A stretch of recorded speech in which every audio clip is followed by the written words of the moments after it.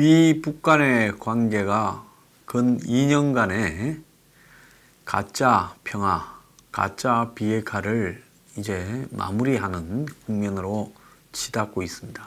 지난 주말을 거치면서 이 미북 간의 관계가 굉장히 지금 심각한 양상으로 되돌아가고 있는 모습이 보이고요. 북한은 지금 다시 ICBM을 발사하려고 하는 징조를 보이고 있습니다. 문재인과 트럼프는 7일, 그러니까 토요일 오전 11시에 30분간 통화를 했는데, 과거에는 주로 저녁에, 밤에, 그러니까 미국 시간으로 아침에, 한국 시간으로 12시 가까운 밤에 통화를 했는데, 이번에는 이례적으로 미국 시간으로는 저녁에, 한국 시간으로는 오전에 통화를 했습니다. 그것도 트럼프가 먼저 전화 좀 하자 했다는 겁니다. 한국 언론들은 트럼프가 먼저 이례적으로 오전에 하자고 했다고 마치 미국이 한국을 배려한 양 지금 흘리고 있는데요. 지금 이 통화의 내용이 좀 심각할 거라고 보고 있습니다. 자, 그런데 이 시점이 최선희 북한 이 외무성의 부상, 그러니까 차관이지만 실세죠. 트럼프를 향해 넉다리 망령이라고 비난 담화를 낸 직후에 이루어졌습니다. 자, 지소미아나 방위비 협상에 관한 이야기를 어지간하면 트럼프가 했을 것 같은데 그 이야기는 일제 없었고 오로지 원포인트로 북한의 이 지금 비핵화와 관련된 이야기만 했다고 합니다. 그래서 양 정상이 지금 한반도 문제에 대해서 엄중한 상황이라고 공감을 했고, 그리고 북미 간의 비핵화 협상을 끌어내기 위한 대화가 지속돼야 되는데 합의했다. 이 하나마나한 이야기를 하려고 트럼프가 이 시점에 돈 좋아하는 트럼프가 돈 이야기도 안 끝내고 북한 이야기만 했을 리는 없다고 믿어집니다. 자, 그런데 북한은 이 두 사람이 통화를 한 직후에 보라는 듯이 중대한 시험을 했는데요.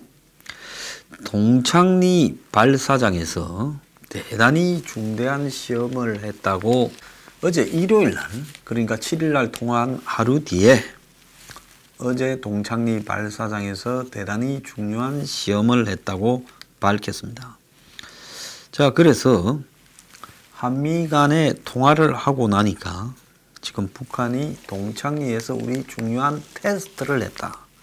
이렇게 밝혔습니다. 그 이전에 보면 박정천 북한 인민군 총참모장이 4일날 담화를 했고 최선희가 또 트럼프를 비판하는 담화를 5일날 했고 문재인과 트럼프가 7일날 통화했고 8일날 북한이 7일날 중요한 동창리 이 시험장에서의 테스트가 있다고 발표를 했습니다.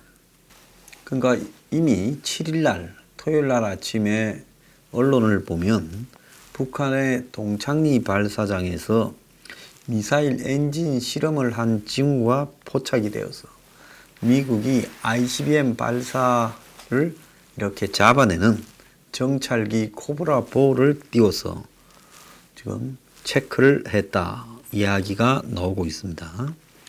그러니까 트럼프가 문재인하고 통화를 한 거는 미국의 정찰기를 동원해서 이렇게 좀 체크를 해보니까 그것도 좀 우려스러워서 동원한 거죠.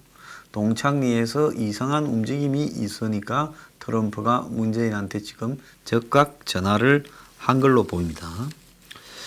그래서 7일날 아침에 그러니까 나온 신문에 그러니까 소식으로 보자면 6일날 밤에 한 자정까지의 어떤 기사들이 축적된 데 보면 미북 정상회담 이후 사실상 그 운영이 중단됐던 평북 동창리 미사일 발사장에서 엔진 연소 실험 준비를 하는 걸로 추정되는 새로운 활동이 포착되었다고 CNN이 보도를 했습니다.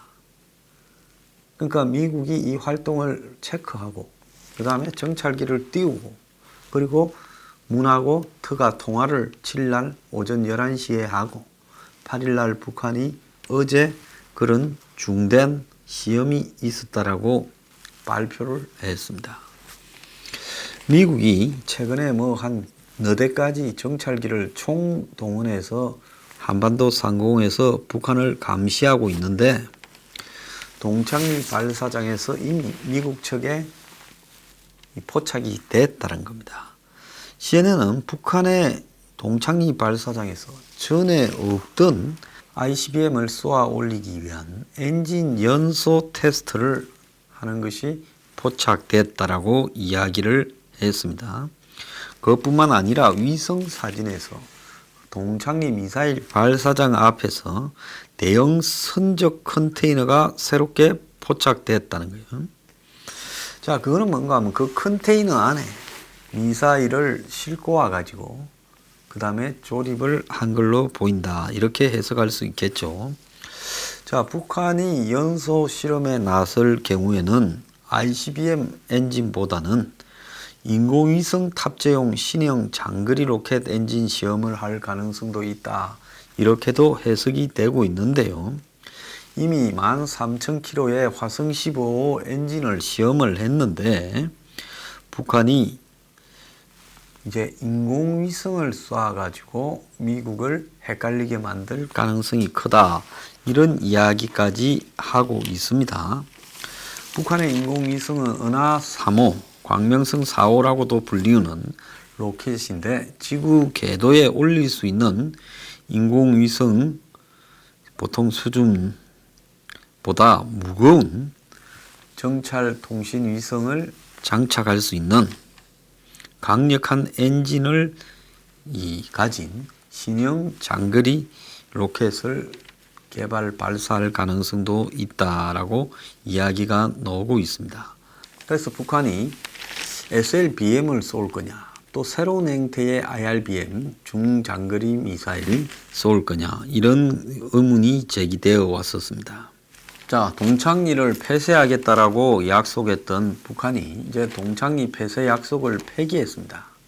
스스로 깨고요. 동창리, 영변, 또 풍계리 등 북한의 핵 3종 세트를 재가동할 지금 그런 상황으로 보이고요. 동창리는 자기들이 폐쇄를 공언하고 일부 해체했는데 알고 보니 리모델링이었고, 풍계리는 작년에 언론을 불러서 6월달입니까? 저거가 해체한다고 쇼를 해놓고는 합참이 지금 밝히기는 수주일이면 복구 가능한 상태이고, 영변에서는 최근 경수로에서 냉각 시험을 했는데 그거는 원자로가 다시 가동되고 있으니까 냉각을 시키는 거 아니냐, 지금 이런 이야기까지 나오고 있습니다. 자, 북한은 이번에 동창리 발사장에서요, 그 고체 연료를 가지고 ICBM을 쐈다. 그럼 고체 연료로 ICBM을 쏜다라는 것은 굉장히 신속하게 빨리 쏠 수 있다는 걸 의미하는 거겠죠. 액체는 액체를 한동안에 주입해야 되고, 그렇게 된다면 이동식 발사대에서 사실상 ICBM을 쏘기는 어려울 거다라고 지금 예측이 되어 왔습니다. 북한의 국방과학원이 어제 자신들이 동창리에서 중요한 시험 테스트를 했다라고 말을 했는데, 이 테스트가 북한의 전략적 지위를 변화시킬 거다라고 말을 한 것은 결국은 ICBM 보유국이 될 거다라고 봤을 때 ICBM 고체 연료를 엔진을 테스트했을 가능성이 크다라고 지금 보여집니다. 또 다른 한편으로는 우주로 날아가는 우주 로켓을 테스트했을 가능성도 있다. 이렇게 보입니다. 자, 그러면 북한이 고체 연료 ICBM을 완성했을 때는 미국 본토를 기습 타격시킬 수 있는 이동식 발사가 가능하다. 그래서 발사 징후가 사전에 드러나고 인공위성에 잡히는 액체 연료 ICBM보다 이동식 발사대에서 ICBM도 10분 안에 쏘게 되는 이 고체 연료 ICBM을 쏠 때는 사전에 탐지해서 요격하기가 굉장히 어려워질 수 있다는 겁니다. 또 액체 연료 이 백두 엔진 4개를 묶어가지고 성능을 높인 추진체를 테스트했을 수도 있고 정찰 위성을 발사했을 수도 있다. 이렇게 이야기도 나오고 있습니다.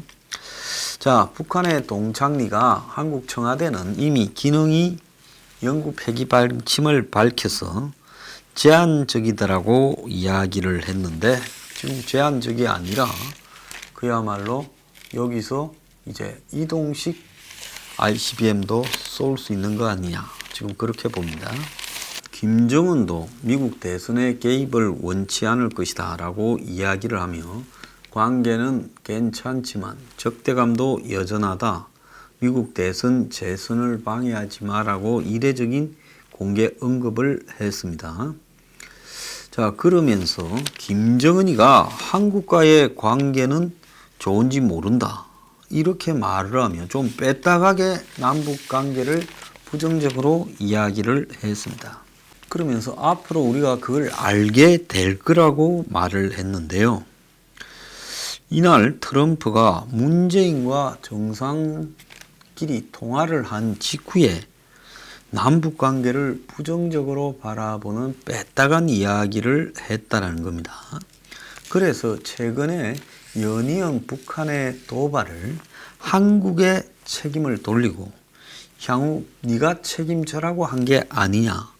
지금 이 이야기가 일각에서는 거론되고 있습니다. 자, 트럼프는 미국 시간으로 밤 9시에 통화를 했는데요. 밤 9시에 통화해서 30분간 이렇게 통화를 했는데 결국은 한국에 대해서 매우 강하게 네가 처음에 북한에 가서 비핵화할 의지가 있다고 하고 한국이 미국과 훈련을 중단하고 전략자산 배치를 중단하면 북한은 뭘 중단한다냐? 핵실험을 중단하고 ICBM 발사를 중단한다 했는데 지금 북한이 ICBM을 발사한 징후가 우리 쪽에 여러 가지로 포착이 되고 있는데 당신이 지금 말한 게 사실이냐? 왜 그런 말을 해가지고 나를 헷갈리게 해서 2년 동안을 끌어왔냐? 당신이 책임져야 되는 거 아니냐? 트럼프는 문에게 그렇게 이야기를 했을 거라 봅니다. 그러니까 실제로 남북 관계에 대해서 매우 빼딱하게 이야기하면서 김정은이가 한국과는 좋은 관계인지 모르겠는데 앞으로 우리가 한번 지켜보겠다라는 식으로 문과 통화 직후에 언급을 한 겁니다. 그래서 오늘 트럼프는 북한이 적대행위 하지 마라. 김정은이가 모든 것을 이룰 수 있다. 약속대로 비핵화해라. 적대적으로 행동하면 잃을 게 너무 많고 모든 것을 잃을 것이다. 자, 니는 영리하니까 그렇게 하지 않을 거라고 본다라고 트윗을 올렸습니다. 그리고 그는 싱가포르에서 나하고 비핵화 합의에 서명을 했는데 김정은이는 미국과의 관계를 무효로 하거나 내년 11월에 실시될 미국 대선에 개입하고 싶어 하지 않을 거다. 자, 그리고 약속대로 비핵화하기 바란다. 이렇게 말을 했습니다. 그가 이제 선제적으로 김정은이한테 대선 방해하지 마라고 경고하고 문재인에게 먼저 전화를 해서 지소미아나 방위비 문제를 일체 말하지 않고 북한의 비핵화 문제를 언급했습니다. 우리가 한번 돌이켜 보십시오. 작년 3월입니까? 그때 한국에서 북한에 특사를 보내서 정의용, 윤건영 등이 같이요 서운하고요. 김정은을 만나고 그러면서 김정은이 비핵화 말을 했다고 한국으로 와서 미국에 지금 가서 전달을 하지 않았습니까? 그래서 백악관에서 한밤중에 트럼프는 빠지고 한국의 특사들만 미국 언론을 상대로 이야기를 하지 않았습니까? 그러다가 중간에 5월 말에 트럼프가 북한이 협박을 하니까 한번 엎었지 않습니까? 그런데 이제 문재인이가 판문점에 김정은을 오게 해서 또 거기서 이 원포인트 회담을 하고 미국에 김용철이가 가고 그러면서 6월 12일 날 싱가포르에서 회담이 있었고 6월 13일 날 한국의 지방선거는 문이 썰었습니다. 자, 이런 과정을 통해 가지고 지금 회담이 쭉 진행되어 왔었는데 이제 올해 2월 말에 27, 28일입니까? 하노이에서 결렬됐고 그 이후에 북한이 화가 나서 이제 4월 달에 김정은이가 북한의 인민회의에 나서서 이 미국과 한국을 협박하고 연말까지라고 했고 시한을 데드라인 그리고 지금 아무것도 진전되지 않은 채 이렇게 왔습니다. 자, 트럼프가 한국 보고 북한과 미국 사이에 중재 역할을 하라 이 말은 네가 북한하고 잘 통하니까 북한이 저래 사고 치는 거를 네가 막아봐라. 나는 네 말 듣고 했을 뿐이다. 그리고 지금까지 우리는 북한에 약속한 거 지켰다. 근데 저 아들 와저라노. 네가 앞으로 북한을 막지 못하면 네 말에 대해서는 네가 책임져야 될 거다. 지금 이 이야기를 트럼프가 문재인에게 했다는 겁니다. 자, 문재인이 북한을 정리하지 못할 경우에는 아마 트럼프가 한국에 대해서조차도 이제 곧바로 한 패거리다라고 간주할 타이밍이 지금 다가오고 있습니다.